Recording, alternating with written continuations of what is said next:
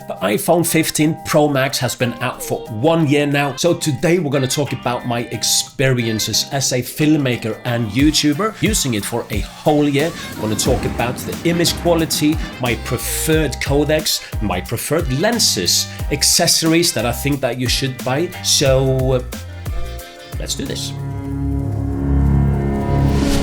Now, I'm going to start off by saying that I absolutely love my iPhone 15 Pro Max, both for personal use, for my YouTube channel. I have never in my life taken as many pictures and videos that I have done over the last year because of the iPhone 15 Pro Max.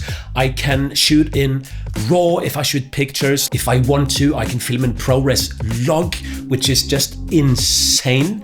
Now, I am going to talk about these things in details, and you might think that I kind of diss the iPhone 15 Pro Max a bit. I do want to say I love it. It's not perfect, but I think it's as good as it can be, kind of. So let's start off with the image quality. Now, the image quality of the iPhone is quite good if you shoot in some specific mode. We are going to talk about the difference of each mode, but the standard mode, the SDR mode, when you film on the built-in camera app, it is the most used one. I have used it all the time, especially when I'm out and about, you know, with my family on trips and stuff like that. You just pull it out of the pocket and you start filming, and the quality is fine because this footage is probably going to be seen only on my iPhone, maybe on a computer, but in 90% of the cases, these videos are going to be seen on an iPhone, so it looks good. On the other side, HDR, in my point of view, it seems a little bit like it's been retouched in a way. The sky gets very blue and the skin tones gets quite saturated.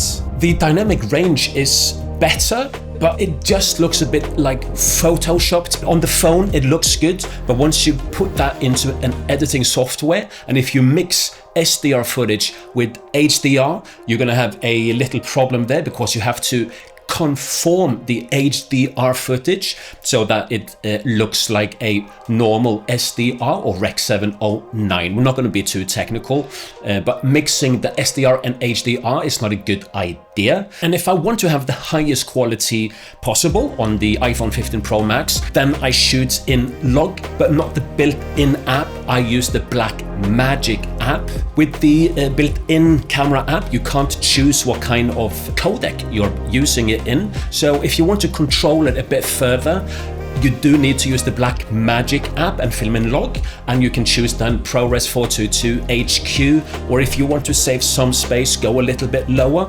But after using it for a year now, I have seen that I only film actually in ProRes log 422 HQ because the other formats, it just gets a bit too pixelated because the sensor is not big enough. Well, this is the iPhone quality, too pixelated, too contrasty. Do you concur?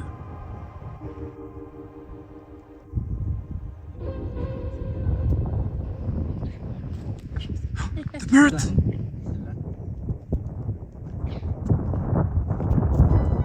Now, one mode that I'm not using at all is the cinematic mode. It's of course a software thingy that tries to separate you from the background or whatever you're filming. Sometimes it kind of works. It's like that portrait mode on the phone, but once the phone starts moving when you're filming, the cinematic mode just does not work. One cool thing is that you can actually go and change the depth of field afterwards if you want to, but I wouldn't use this mode because you can see that it looks fake. The stabilization though is very usable, as it is one of the best, if not the best stabilization that I have seen in a phone or a camera. The stabilization is now on standard. I'm going to put it on cinematic to see if we see a difference. Hold on.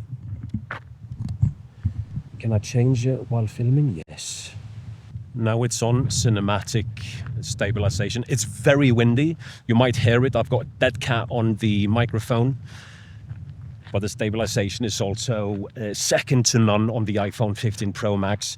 And it just makes it easier and more fun to shoot with compared to a normal camera. I know that it's cropping the image slightly, but it's just so much more fun to shoot with. I can pull the phone out of my pocket and start filming. I mean, playing golf is hard, man. So I thought I was going to get some cool images here, but I might cheat a bit and use some sound effects because I'm not hitting the ball, and some music and stock footage from ARTLIST. On ARTLIST, you can find everything you need for your video production, like stock footage, music, sound effects. It's super easy to find as well, as you can see here. I've got tons of clips to choose from, and I can filter them out, for example here, by adult and male, so it's faster to find the clip that you're looking for. Similarly to the sound effects, Just Right Golf have tons of options to choose from. Download them. ARTLIST just speeds up your workflow if you're creating videos. Check out the link below, as you're gonna get 2 additional months for free if you sign up for their annual subscription. The low light capability is maybe, as you can expect, just okay if it's very dark. It does get a little bit smudgy and pixelated in the shadows. I mean, it's fun to use if there's a little bit of light, and for personal stuff it's absolutely fine, but don't try to make something kind of semi-professional thinking that the iPhone 15 Pro Max is going to give you great results in low light. Cool! Slow motion, quite similar. You need to have a lot of light for the iPhone 15 Pro Max to work properly. But I mean, it is a lot of fun to actually use for personal stuff. Quality is not necessarily high enough for a, again, semi-professional video. I would rather choose a dedicated mirrorless camera because the quality, yet again, is not just there yet. But I do love using the slow motion function. It also can shoot 4K 60 frames per second.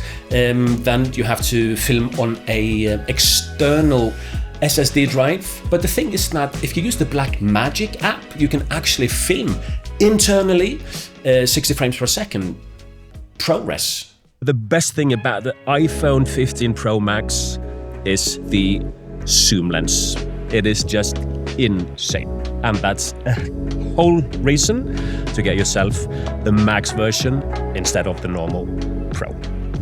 It just makes the image looks less like it's shot on a phone. If I have the option, if I can take a few steps back to get that nice depth of field, I will do that instead of using the standard 24mm lens, because with the 120mm it's just so much more cinematic. I could not live without it. Well, I probably could, but I prefer using the 5x zoom. And do remember that it's not a digital zoom, it's actually a physical lens inside the phone. And for me, I would get the phone solely based on that lens because it really makes a difference if you're shooting with your iPhone 15 Pro Max. The 24mm has the best quality. The wide-angle lens, I'm barely using it. I tend to maybe vlog with it a little bit. I tend to use the 24, and in every possible moment that I can, I will use the 5x zoom, the 120mm, because it is so chef's kiss. The battery in general on the iPhone, I was surprised that it was lasting as long as it did.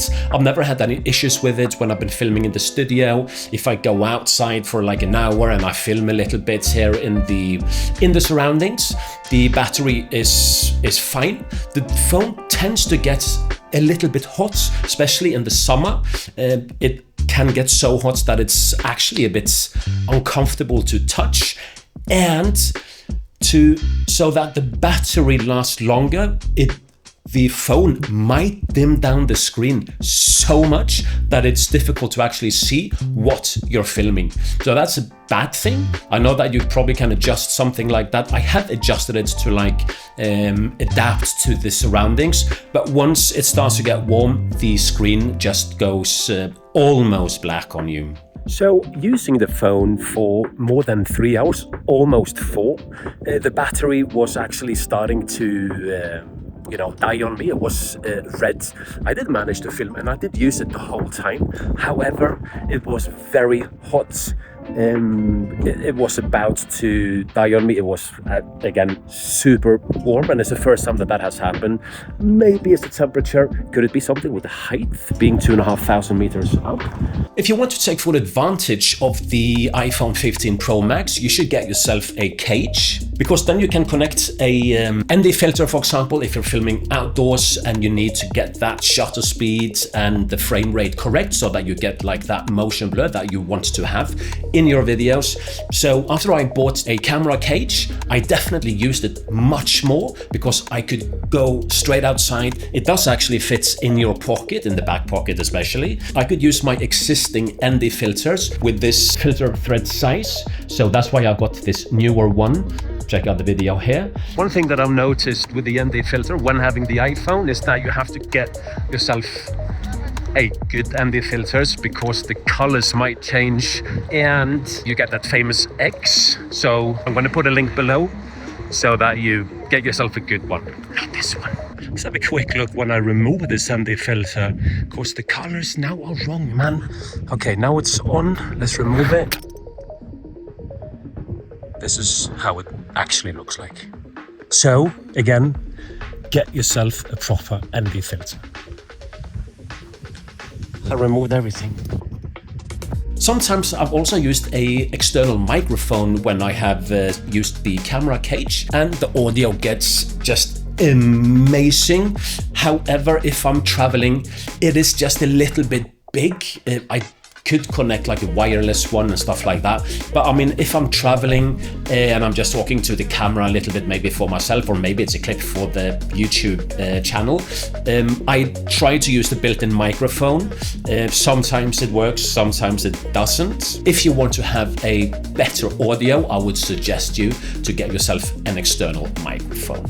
Even though the ProRes 422 HQ files are massive, I do film only internally. I don't use an external SSD drive, as I do transfer the footage once I'm done for the day. I transfer the footage, so I try to keep my phone quite free. I only have 256 gigabytes, and surprisingly I have been okay with that, so I have not been in need of using an SSD card or SSD drive just yet, and I think I'm going to be able not to use it. So as mentioned in the beginning, I think that the iPhone 15 Pro Max is fantastic. I absolutely have loved using it for a whole year, both for my personal stuff, my YouTube channel. I use it every day. I capture moments in my life, moments for my YouTube journey, and it is just so cool to have a kind of a professional video camera and of course photo camera as well in your pocket. Just adore it, and I love it so much that I'm not gonna upgrade to the iPhone 16 Pro. You can check out the video here why I'm actually sticking with my iPhone 15 Pro Max. See you over there.